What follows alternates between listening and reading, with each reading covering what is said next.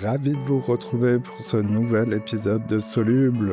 Aujourd'hui, je m'intéresse à quelque chose de très concret, la voiture électrique, et avec une question toute simple, est-ce que c'est pour moi maintenant? Bonjour Clément Molison. Bonjour.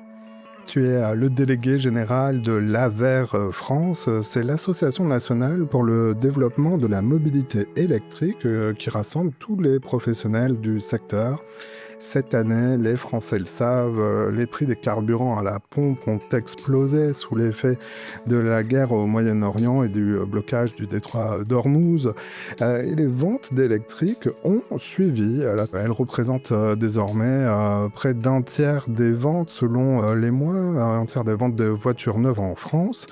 Mais entre les aides publiques qui évoluent, l'occasion qui explose aussi et la recharge qui inquiète parfois encore beaucoup d'intentionnistes, il reste encore pas mal de points à éclaircir pour celles et ceux qui veulent se lancer ou qui se posent tout simplement des questions très concrètes. Alors on va tâcher d'y voir plus clair ensemble.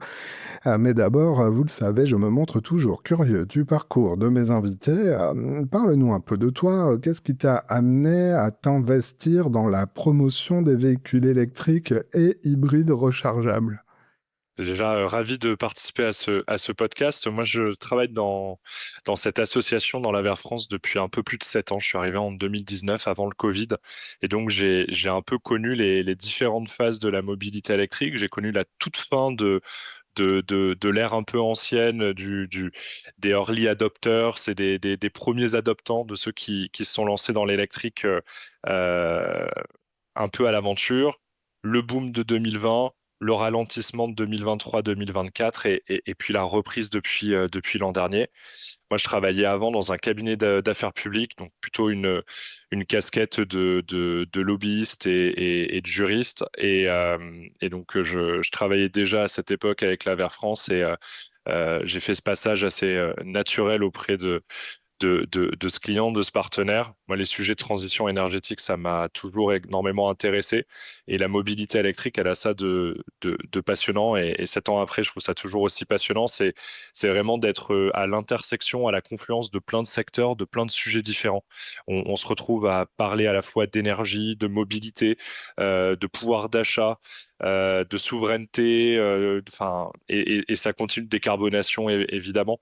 Et donc, c'est un sujet pluriel sur lequel on n'a pas trop le temps de s'ennuyer. Et je suis sûr qu'on va pas s'ennuyer dans cet épisode aussi. Alors on ne peut pas ne pas commencer, par, l'actualité. Je le disais, les prix à la pompe ont explosé cette année, et les ventes de véhicules électriques ont bondi, sur le début de l'année 2026. Alors toi qui regardes, ces courbes au quotidien depuis donc maintenant plus de 7 ans, est-ce que tu vois ça comme une vraie bascule structurelle ou comme un effet d'aubaine pour l'électrique lié, au marché sur le prix des carburants? Je dirais ni l'un ni l'autre. La bascule, elle n'est pas encore. Il faut quand même qu'on reste un petit peu modeste, même si au mois de mai, 30%, près de 30% des véhicules immatriculés étaient électriques. On sait que ça peut toujours repartir à la baisse. Donc c'est une transition, c'est une trajectoire qui va encore prendre plusieurs décennies. Et on en est vraiment qu'au tout début. Par ailleurs, je l'ai dit, on a une phase de stagnation. En 2024, pour la première fois en France, on avait vendu moins de voitures électriques que l'année précédente. C'est revenu en 2025, mais on a quand même déjà connu un léger recul par le passé. Pour se donner un ordre de grandeur de la dynamique quand même depuis le début de l'année, qui est en effet assez majeure, en véhicule électrique, en 2025, on a fait 363 000 immatriculations depuis le début de l'année, et donc c'est sur 5 mois, en comptant le mois de mai, on est déjà à plus de 200 000. Donc en moins d'un an, on a déjà largement dépassé le trend qu'on avait l'an dernier, avec deux effets. Certainement un peu un effet de la crise actuelle, mais surtout c'est l'implication, la dynamique qui est drivée par les entreprises. Les entreprises, depuis un an, on pourra peut-être y revenir, mais elles sont vraiment présentes sur le marché, beaucoup plus qu'elles ne l'étaient auparavant. Et ça reste aujourd'hui, dans beaucoup de cas, celles qui achètent le plus. Le marché du neuf, c'est un petit marché quand même, Et aujourd'hui, les ménages les plus exposés, ils se tournent surtout sur l'occasion. Alors justement, qui achète, qui loue en leasing les véhicules électriques? On a longtemps eu l'image, alors si on parle des particuliers, dont tu disais les early adopters, les premiers adopteurs de personnes soit très engagées, mais aussi qui avaient ce pouvoir d'achat, un, d'aller vers le neuf, deux, le neuf électrique. L'AVER vient aussi d'indiquer, et tu le disais, que les flottes d'entreprises, de véhicules d'entreprise augmentent. Alors c'est quasiment à parité, si j'ai bien compris, entre les flottes d'entreprises et les particuliers. Est-ce que le profil type de l'acheteur est connu maintenant, est bien établi? Alors en effet, on a beaucoup de données et de connaissances sur qui achète des voitures et notamment qui achète des voitures neuves. Déjà, il faut se donner comme un certain ordre de grandeur. 6 Français sur 7 achètent des véhicules d'occasion. Donc les Français qui achètent des véhicules neufs sont peu nombreux. C'est loin d'être la majorité des Français. Et généralement, sur un véhicule thermique, c'est un homme CSP+, autour des 54-56 ans. Sur la voiture électrique, c'est globalement la même chose, mais légèrement plus jeune. On est plus sur une grosse quarantaine d'années. Donc c'est un profil globalement assez similaire et ça correspond à des personnes qui arrivent généralement à un certain moment de leur vie où ils ont suffisamment de moyens, suffisamment de revenus, éventuellement non plus un endettement pour leur résidence principale et sont en capacité de s'acheter une voiture neuve. L'immense majorité des Français, certains pendant l'ensemble de leur vie, n'achètent leur voiture que d'occasion. Ça, c'est un premier élément qui est assez structurant et important et qu'on oublie parfois quand on parle de cette transition énergétique. Le second point, c'est vraiment les entreprises. Sur le marché, toute motorisation confondue, c'est globalement 50-50 entre ces particuliers-là et les entreprises. Néanmoins, historiquement, les entreprises, les flottes d'entreprises étaient bien en deçà de ce qu'elles sont sur le marché de l'électrique par rapport au marché du thermique. En 2024, 6 entreprises sur 10 ne respectaient pas leurs obligations légales qui avaient été fixées à partir de 2019 dans la loi d'orientation des mobilités. Donc structurellement, elles intervenaient moins et par ailleurs, elles se mettaient en illégalité. Il y a eu deux réformes en réalité en 2025. D'un côté, une réforme des avantages en nature qui a conduit à ce que les véhicules thermiques soient beaucoup moins intéressants pour les collaborateurs qui ont un véhicule de fonction. Donc globalement, ça a amené à ce qu'ils payent plus d'impôts et donc un certain nombre ont fait le choix aussi de se tourner vers l'électrique pour réduire leur facture. Et en parallèle de ça, des sanctions ont été mises pour les entreprises qui ne respectaient pas leur quota de verdissement. Et donc, les deux effets cumulés, ça a fait qu'on a une vraie bascule où on était sur à peu près 60% de particuliers, 40% d'entreprises. À partir de mars 2025, ça a été l'exact opposé. Et là, en mai, on a commencé à être un peu plus équilibré. On se rapproche d'un 50-50. Faudra voir sur un temps un petit peu plus long, est-ce qu'on reste bien sur cet équilibre-là ou si c'était une évolution ponctuelle. Alors, on y voit plus clair sur qui achète les véhicules neufs. En t'écoutant, je pense à un chiffre qui m'a surpris en préparant cet épisode, c'est l'écart de prix qu'il existe désormais entre certains véhicules électriques d'occasion et un neuf équivalent. Alors, en tenant compte évidemment des bonus déduits, l'écart serait que de 4%. Il y a 2 ans, l'occasion avait peut-être un véritable avantage sur les prix. Alors déjà, est-ce que ces chiffres se confirme ou ça ne concerne que certains véhicules et pas tout le parc? Alors, c'est vrai uniquement pour les véhicules électriques d'occasion récents, c'est-à-dire les véhicules de moins de 3 ans. Aujourd'hui, en effet, on a un paradoxe qui est que avec les aides à l'achat sur le véhicule neuf, ces aides viennent faire baisser suffisamment le prix pour les rendre équivalents à ceux du marché de l'occasion. Néanmoins, lorsqu'on passe au-delà des 3 ans et au-delà des 5 ans, on a des modèles on a des prix qui passent sous la barre des 20 000 euros. Et aujourd'hui, on peut même trouver des voitures électriques un petit peu plus anciennes à quelques milliers d'euros. Si vous allez sur la Centrale, le Bon Coin, ce genre de marketplace, vous allez trouver des véhicules qui peuvent déjà aujourd'hui être dans des tarifs qui sont intéressants. Il faut garder en tête que le budget max sur le marché de l'occasion, c'est plutôt du 20 000 euros. En Mm. tout cas, les tranches de la majorité des personnes présentes sur le marché de l'occasion vont jusqu'à 20 000. Donc vraiment, 20 000, c'est là où on va avoir la bascule et donc il est important de pouvoir passer en dessous. Il y a deux effets. C'est à la fois que les véhicules électriques neufs sont plus chers que leur équivalent thermique, à la fois leur équivalent, mais aussi en proportion parce que euh, même si c'est en train de changer, on a plutôt commencé par des modèles plus berline, SUV haut de gamme et progressivement proposer des modèles plus accessibles que l'on a depuis un an et demi. Et donc, ça a fait qu'on a un marché qui est au global un peu plus cher à l'achat. Évidemment, il faudra réfléchir aussi à la partie coût d'usage, mais à l'achat, on a ce bloc-là. Donc, à la fois, la stratégie des constructeurs fait que on a des prix qui baissent en neuf, donc qui vont baisser en occasion. Et on a aujourd'hui aussi des véhicules qui peuvent être intéressants, mais il faut parfois dépasser la barrière des 3 ans. Les Français ont pris l'habitude de reconnaître les nouveaux véhicules électriques dans les rues, hein. Ils ne sont plus rares, c'est déjà un changement visible. Mais quels sont les véhicules qui portent le marché en 2026? Où se concentre le haut des ventes? Ouais, en effet, c'est vrai que maintenant, on a de plus en plus l'habitude de voir des voitures électriques dans la rue. Si je reprends le top 10 du mois de mai, les principaux modèles, c'est la Tesla Model Y, la Renault R5 et le Renault Scénic. On retrouve encore un modèle Tesla et un modèle Renault dans le reste du top 5. Globalement, et même c'est la même chose sur 2025, on voit quand même que dans les modèles euh, les plus vendus en France, c'est des modèles français plus américains. Et une berline en tête et des Français et parfois donc des modèles, des petits modèles peut-être plus adaptés à nos villes qui rentrent dans des seuils de prix. Parlons de ces petits modèles neufs, parce que là, il y a un vrai changement ces derniers temps.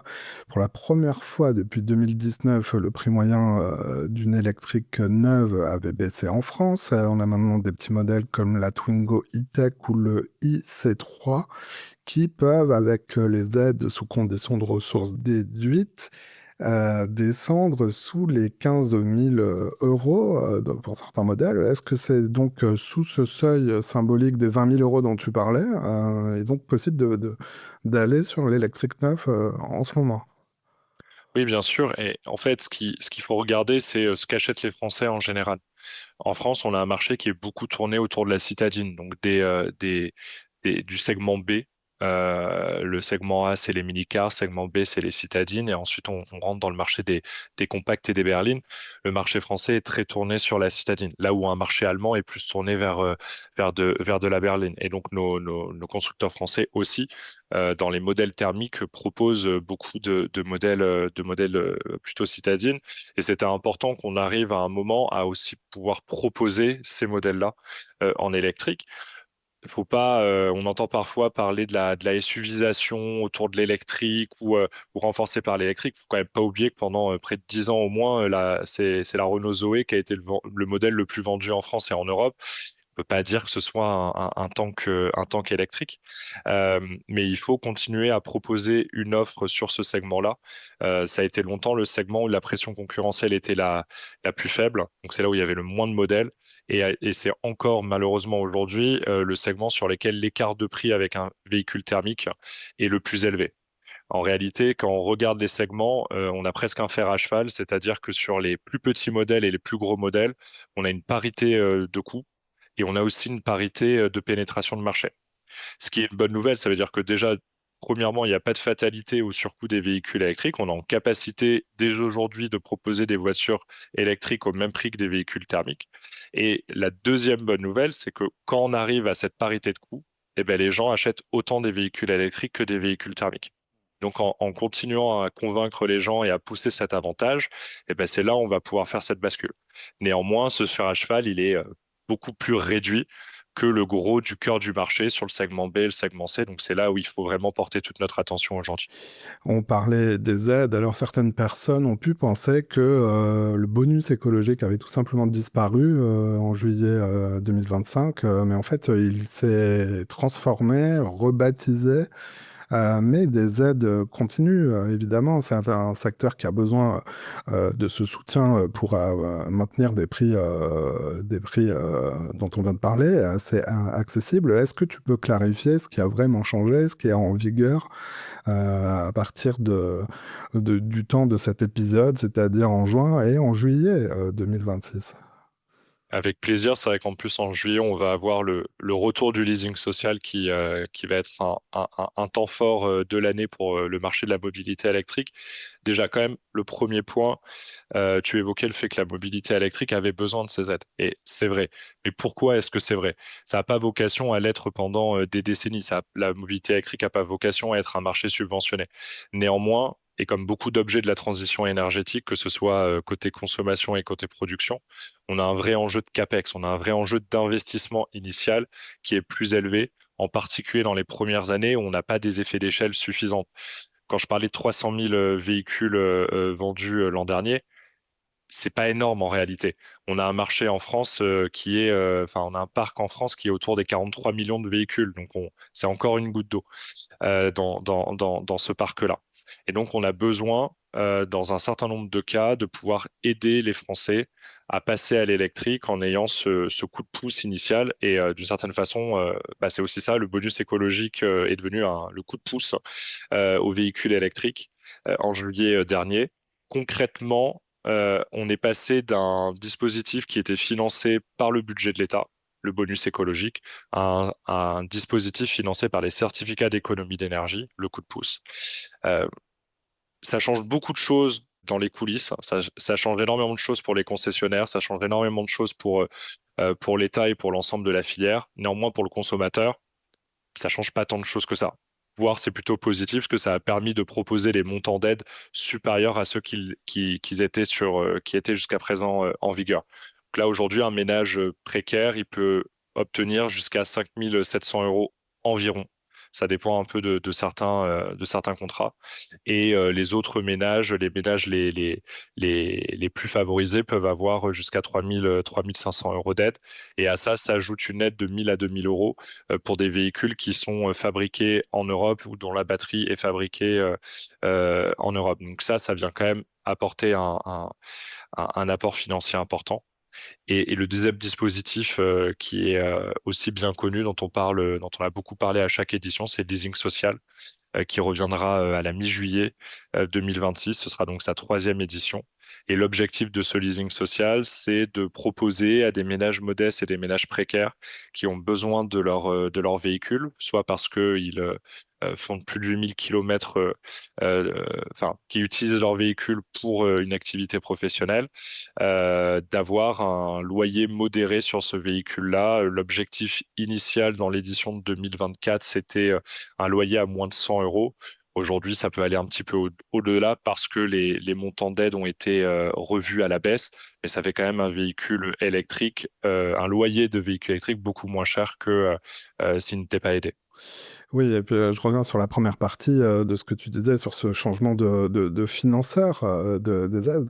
On passe de l'État au certificat d'économie d'énergie. Alors en clair, le prélèvement de taxes sur les produits polluants comme les carburants qui est réaffecté dans des certificats d'économie d'énergie qui après sont donc déduits pour des activités moins polluantes. C'est en partie ça. Le terme d'économie d'énergie n'est pas falsifié dans le C2E. Donc, l'objectif initial, c'est surtout de faire des économies d'énergie. Donc, c'est des obligations qui portent sur l'ensemble des fournisseurs d'énergie et des importateurs de pétrole qui vont devoir respecter de certains quotas annuels. Et pour cela, ils ont besoin de le justifier avec des certificats qu'ils peuvent obtenir par divers biais en participant à certains programmes. Nous-mêmes, on a un programme d'aide à la recharge qui est financé par des C2E, par des fiches. En l'occurrence, le bonus écologique est porté par une fiche standardisée. si on veut jargonner un petit peu, et puis éventuellement sur des mécanismes un peu plus de gré à gré.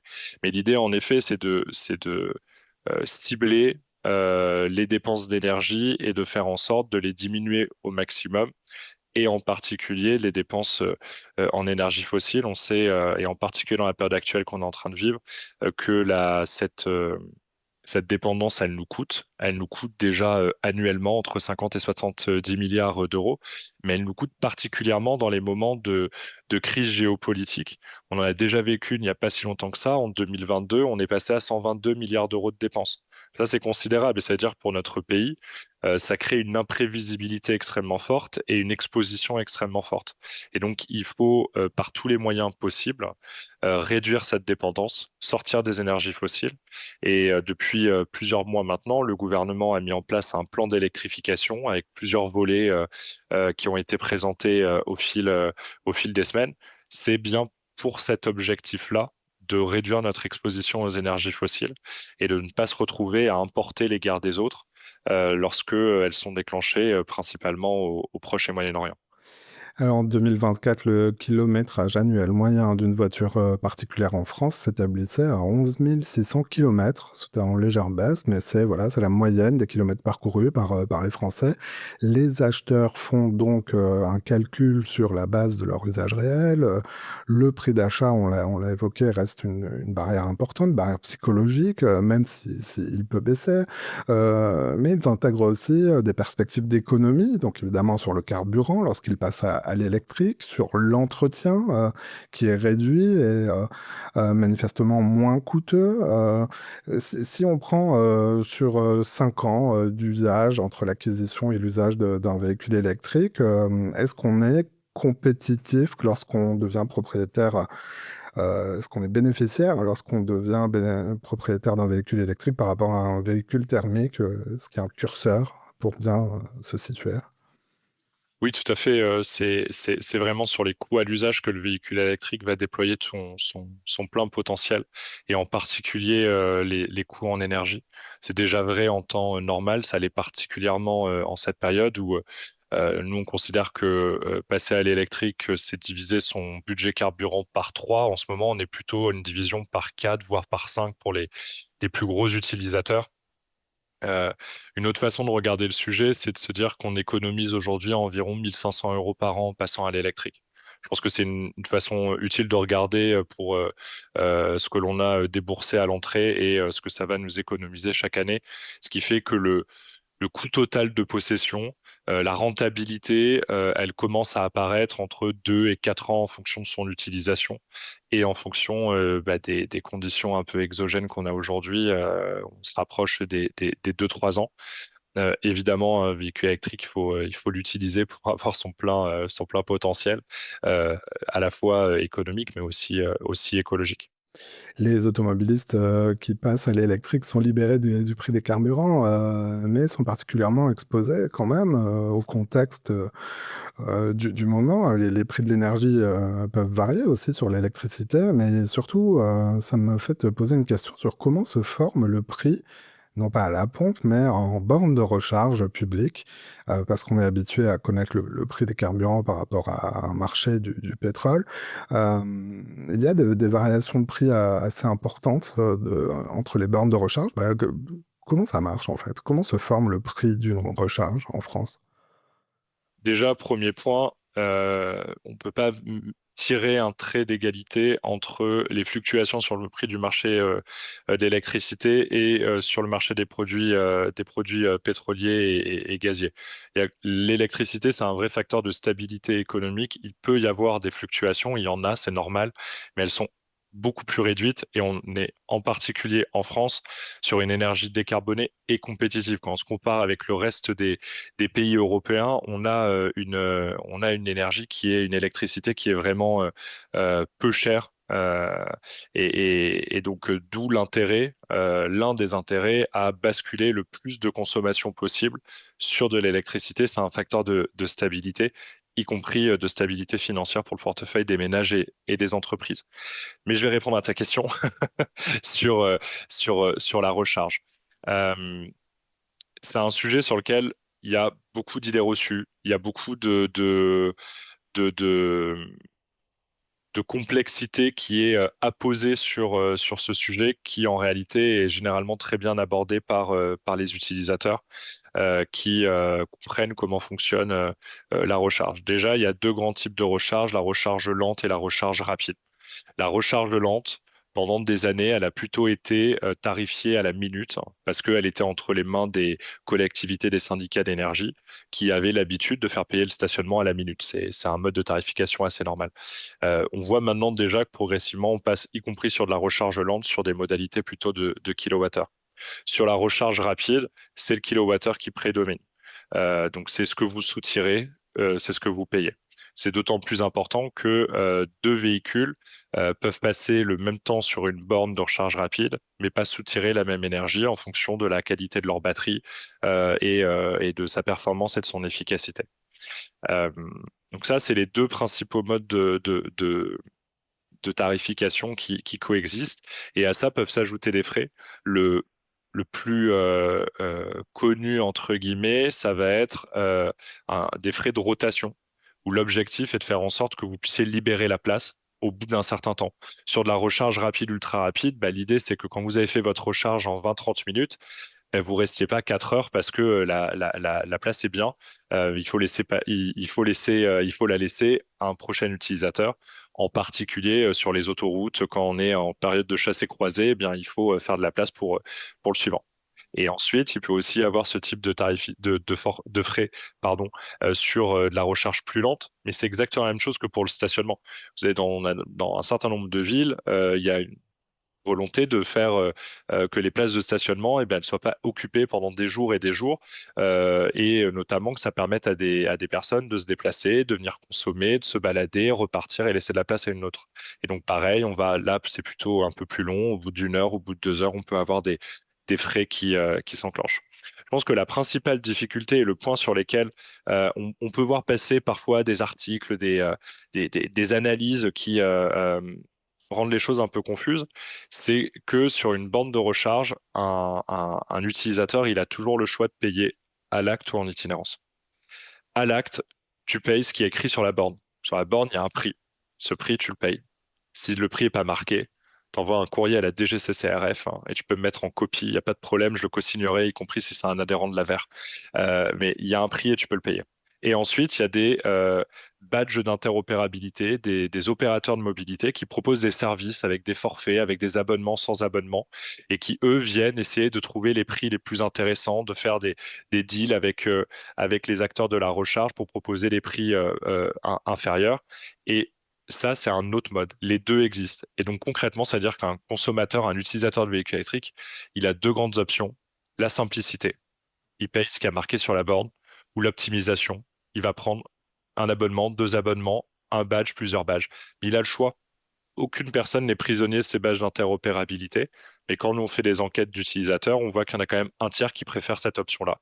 Et voilà, c'est un peu nos homo economicus qui vont aller chercher les prix les moins chers, tout comme on a des personnes qui vont faire leurs courses dans plusieurs supermarchés différents, parce que d'un côté les yaourts sont moins chers, de l'autre les fruits sont moins chers, de l'autre c'est la viande qui est moins chère. Ouais, Il faut le choix.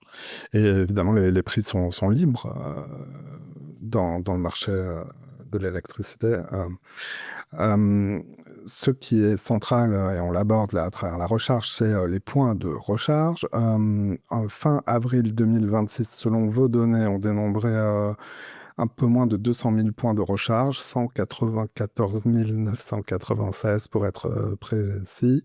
On s'interroge à l'échelle de la France, on parle parfois de déserts médicaux. Est-ce qu'il y a des zones moins loties que d'autres en France, sans forcément parler de désert de recharge, mais on pense évidemment à cette dichotomie entre les métropoles et la ruralité.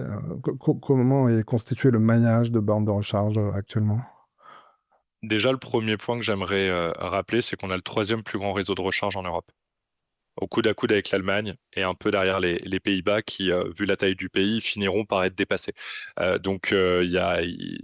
Il est tout à fait possible que dans les années futures, on soit en numéro 2, voire numéro un. Donc on a un réseau, on a un pays qui est extrêmement maillé. Ensuite, sur cette question un peu des déserts et des zones blanches, Pour nous, c'est pas la bonne façon d'appréhender le sujet parce que ça crée des perceptions qui sont extrêmement biaisées. Aujourd'hui, en ruralité, vous avez une très large prédominance de maisons individuelles, voire de maisons individuelles avec garage, où les personnes vont pouvoir se recharger chez elles le soir. C'est généralement aussi des territoires sur lesquels il y a un peu moins de flux, moins de tourisme, et donc un réseau minimal de recharge publique remplit tout à fait son office. En revanche, au cœur d'une métropole, vous allez devoir adresser à la fois la recharge des résidents, qui n'ont souvent peuvent être en résidentiel collectif, en copropriété, et pas forcément avec des parkings. Vous allez adresser les touristes, vous allez adresser les entreprises, vous allez adresser le trafic. Et donc, c'est là où il y a besoin de beaucoup plus de points de recharge. Donc, s'imaginer que parce qu'il y a peut-être moins de recharge publique en ruralité, c'est là où il est plus dur de se recharger, ce n'est pas vrai. C'est vraiment plutôt l'inverse. Et nous, il y a quelques années, on avait, pour ne pas parler de zone blanche, on avait essayé de développer le terme de zone à pourvoir. Et ces apps, ces zones à pourvoir, on les identifiait plutôt dans le cœur de certaines métropoles. On juge qu'il n'y a pas suffisamment de bandes de recharge.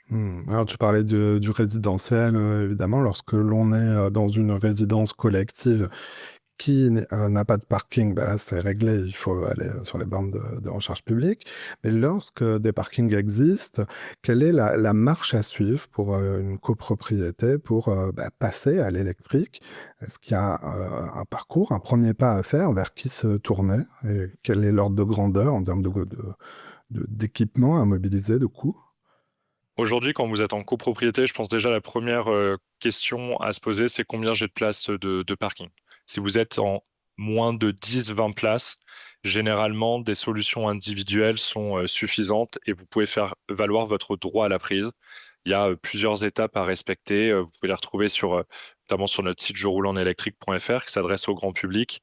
Euh, mais on informe le syndic. Le syndic peut s'y opposer, mais pour s'y opposer, il doit saisir un tribunal.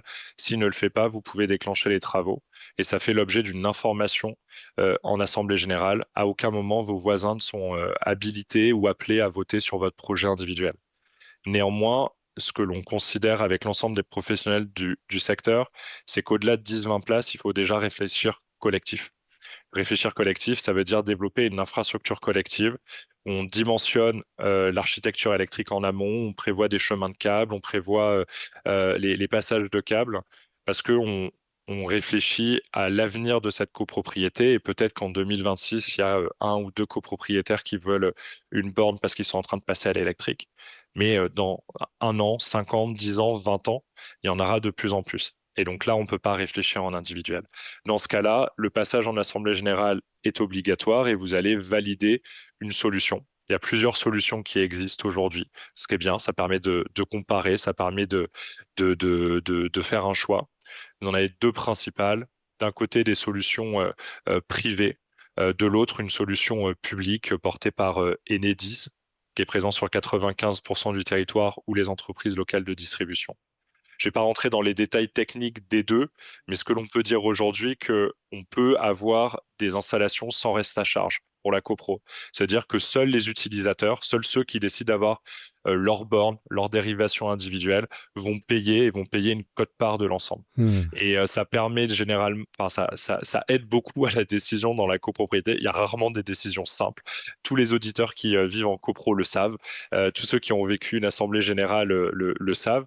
Néanmoins, quand vous n'avez pas à payer pour le voisin, si vous-même n'avez pas de voiture ou pas de voiture électrique ou pas pour projet de acheter une voiture électrique, bah, ça aide. Donc généralement, c'est des projets qui avancent. Aujourd'hui, on estime qu'il y a un peu plus de 41 000 immeubles qui ont déjà fait le choix d'une solution. Et parmi eux, il y en a un peu plus de 17 000 qui ont déjà installé cette infrastructure collective et ensuite derrière des points individuels dans plusieurs dizaines de milliers. C'est très clair, hein. Je mets les ressources dans la description de l'épisode pour aller sur les différents sites internet que tu as évoqués et que vous avez développés aussi avec l'AVER.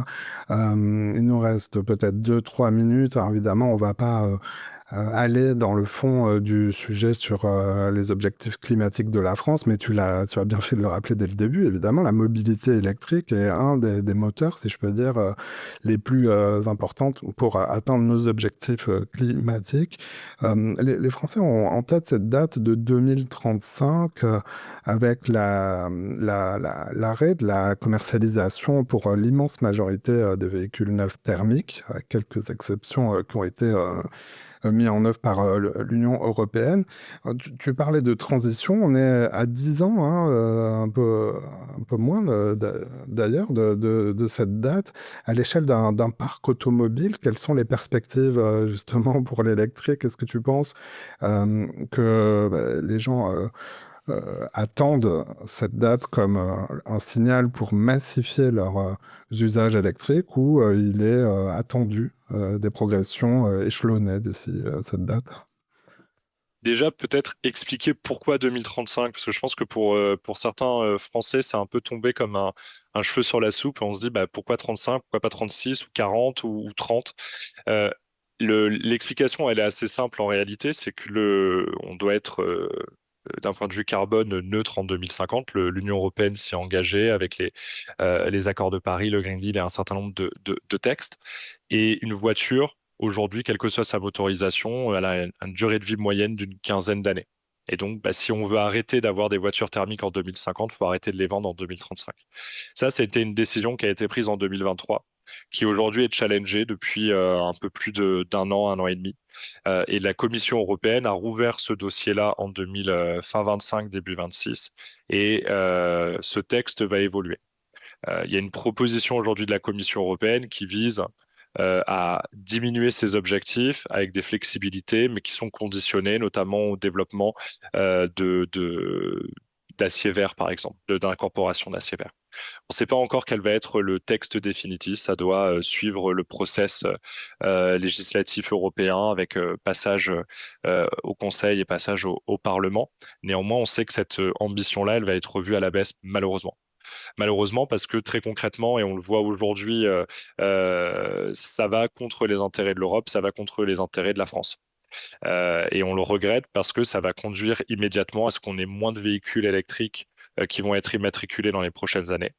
Et donc moins de véhicules neufs, c'est-à-dire moins de véhicules d'occasion, et donc des ménages modestes et précaires qui n'auront pas accès ou accès de façon retardée à ces véhicules. Néanmoins, dans les propositions qui sont faites aujourd'hui, on n'est pas sur un infléchissement majeur de la trajectoire, mais voilà, un certain ralentissement. Pour nous, il faut vraiment qu'on arrive à aboutir sur ce texte, stabiliser une trajectoire et s'y tenir. C'est une très grande difficulté sur cette transition énergétique, c'est que ça prend du temps. On n'en voit pas toujours les conséquences à court terme, mais je pense que cette période-là, à la fois de canicule forte sur la France, plus de crise des produits de choc pétrolier, voilà, je pense qu'il y a des moments où on reprend un petit peu conscience et il va être important que quand les températures vont rebaisser, mais y compris quand les prix du pétrole vont rebaisser, et ça sera malgré tout une bonne nouvelle pour le portefeuille des ménages, notamment des ménages précaires, mais de ne pas oublier que cette crise-là, elle va revenir, qu'on aura d'autres chocs pétroliers. Pour l'anecdote, la Vert France a été créée en 78 dans le contexte des chocs pétroliers des années 70. Donc notre création même vient de cette recherche d'alternatives aux produits pétroliers. Et oui, merci hein, d'expliquer cet objectif 2035. Alors, ça boucle aussi avec ce qu'on disait au début sur l'occasion. On comprend que si on veut la neutralité carbone en 2050, il faudra à ce moment-là qu'il n'y ait que des véhicules électriques, y compris d'occasion. Et donc, cette durée de vie, 15 ans en amont, permettra d'avoir aussi des véhicules d'occasion sur le marché en plus grand nombre. Allez, il nous reste cette fois, c'est vrai, 2 minutes pour finir cette interview. Alors, je me demande quelles sont les idées reçues auxquelles tu es le plus confronté dans ta position de promoteur de la mobilité électrique. Évidemment, la question de l'autonomie des véhicules doit être une question qu'on te pose souvent. Il y a des progrès de ce côté-là. La durée des batteries aussi, peut-être. Quelles sont les idées reçues qui ont encore la vie dure? Alors en 2 minutes, toutes les idées reçues, ce sera compliqué. Il y en a malheureusement beaucoup. Elles sont souvent cycliques, on n'entend plus parler, et puis tout d'un coup, ça revient. Euh, je dirais que sur les principales idées reçues, l'autonomie a un petit peu diminué parce que, enfin, l'idée reçue autour de l'autonomie est moins présente parce qu'on a des autonomies qui sont beaucoup plus importantes, autour des 400-450 km aujourd'hui. Il y a beaucoup de sujets encore autour de la recharge. Parfois, certains disent qu'on n'en a pas assez, on en a parlé tout à l'heure, ou que les bornes, elles ne marchent jamais, alors qu'on a un taux de disponibilité qui est à plus de 90%. Il y a des progrès à faire, mais c'est déjà un bon taux. Je dirais que les deux principales idées reçues qui se maintiennent, elles portent sur le bilan carbone de la voiture électrique. Est-ce que c'est réellement une bonne solution? Est-ce que ça pollue pas plus? Elle vient, cette idée reçue, du fait que la voiture électrique, elle a une dette carbone. Elle coûte, d'un point de vue carbone, plus cher à produire que son équivalent thermique parce qu'on va y ajouter la batterie qui n'est pas dans la voiture thermique. Néanmoins, c'est une dette qui est assez vite remboursée. On considère qu'entre 30 000 et 50 000 kilomètres, cette dette, elle est remboursée. Donc, tu disais tout à l'heure, les Français, c'est en moyenne 10 000, 10, 11 000 kilomètres. Donc, en 3 ans, 3 à 5 ans, cette dette est remboursée. Et ça me permet de faire le lien avec la deuxième idée reçue sur la durée de vie des véhicules et des batteries. En 3 à 5 ans, la voiture, elle vit très bien et elle va encore vivre une quinzaine, enfin, 12 à 13 ans de plus. Une voiture électrique, ça dure aussi longtemps qu'une voiture thermique, donc une quinzaine d'années. Une batterie, ça dure une quinzaine d'années. On pense qu'en développant un petit peu plus des systèmes modulaires pour pouvoir réparer plus facilement les batteries, on pourrait même les amener jusqu'à 20 ans. Mais une batterie, elle vit très bien. On a plein d'études là-dessus, des travaux universitaires, également des travaux concrets d'utilisation. Je pense par exemple à Arval qui gère qui est un loueur et qui a produit des études qui montrent que même au-delà de 200 000 km, l'essentiel des véhicules peuvent encore rouler. Et surtout, cette batterie, on considère qu'elle est viable jusqu'à 70-80% de sa capacité. C'est comme le téléphone portable, plus on le recharge et moins il a d'autonomie, sauf que ça prend plus longtemps. Et cette batterie-là, elle est pas, on la jette pas à la poubelle. D'une part, on peut l'utiliser en seconde vie pour faire par exemple du stockage d'énergie renouvelable, mais ensuite on va la recycler. Et c'est la dernière idée reçue, peut-être la troisième, si je mets les trois en parallèle, c'est les batteries. Les batteries, on ne sait pas quoi en faire, on les jette, on ne sait pas les recycler. Pas vrai, on sait les recycler, on est même obligé de le faire, avec des obligations européennes qui sont revues à la hausse. Et au-delà même d'être obligé de le faire, on a tout intérêt à le faire. C'est là où il y a le plus de valeur dans une voiture électrique. Et donc, on ne va pas jeter ces batteries au fond de l'étang. On va les récupérer, réutiliser les matériaux et en refaire des batteries pour d'autres cycles. Et d'ailleurs, à ce sujet, une filière de recyclage est en train de véritablement se constituer en France. Ouais, tout à fait. On a à la fois une filière de fabrication de batteries, on a des gigafactories qui commencent enfin, qui existent maintenant et qui sont en fonctionnement, notamment dans le nord de la France et du côté de Grenoble, mais on a aussi des filières de recyclage qui vont se mettre en place. Néanmoins, aujourd'hui, il y a très peu de batteries à recycler. Les Renault Zoé, les Nissan Leaf ont été commercialisés autour des années 2011, 12, 13. Et donc, bah, je te laisse faire l'addition, mais en fait, on n'est pas encore tout à fait à la barre des 15 ans. Donc, il y a très peu de batteries. Donc, ça coûte cher. Mais plus on va vendre de voitures électriques et plus les batteries vont être moins chères à produire et plus on aura de batteries ensuite à recycler et donc le recyclage sera moins cher. Ça, c'est une question d'effet d'échelle et pour ça, il faut commencer quelque part. Clément Molison, le délégué général de l'AVER France, était donc dans Soluble. Merci pour tout cet éclairage, à la fois très concret, mais aussi un panorama global sur l'horizon climatique et la contribution de la mobilité électrique pour cela. Si vous voulez aller plus loin, je vous mets dans la description toutes les informations. L'AVER a un site internet dédié, tu le disais tout à l'heure. Puis on te retrouve aussi facilement sur les réseaux sociaux. Sur LinkedIn en particulier, je suis pas très actif ailleurs. Merci d'être passé dans cette émission. Un grand merci pour l'invitation.